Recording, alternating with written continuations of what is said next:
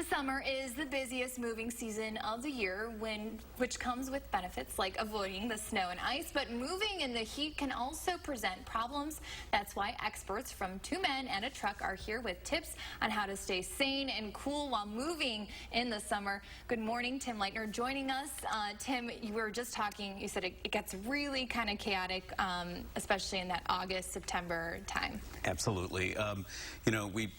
The busiest time of year for moving is always between, say, Memorial Day and Labor Day. And then we get this extra kind of chaotic time during August when the universities and the colleges around town have their student move-in time. So it's crazy for sure. And that's usually the time when it really is the warmest in our area. What are some of the things that people need to kind of be mindful of when moving during the heat? Yeah, for sure. And that's a great question.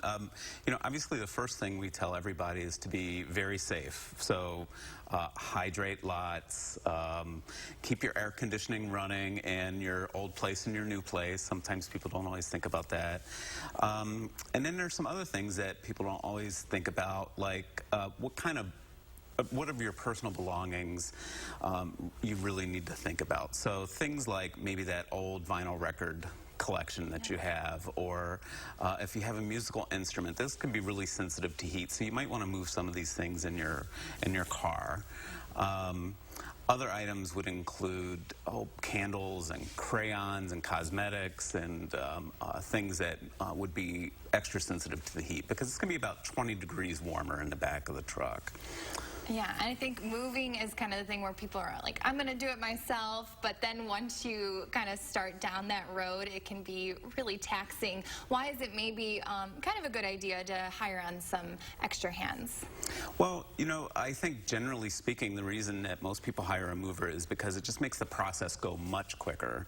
The pros tend to know how to load the furniture faster and protect your furniture much better as well. So those would be the two reasons I would say. Plus, you don't burn out your relationships with your friends. Exactly. And that sort of thing. I know Madison is, you kind of, I think, cover a few different areas. Is Madison particularly chaotic because it's the university and then it's that time where all the other leases are up? Yeah, definitely. And, there's a large apartment community here and lots of apartments. Apartment leases tend to end at the end of the month.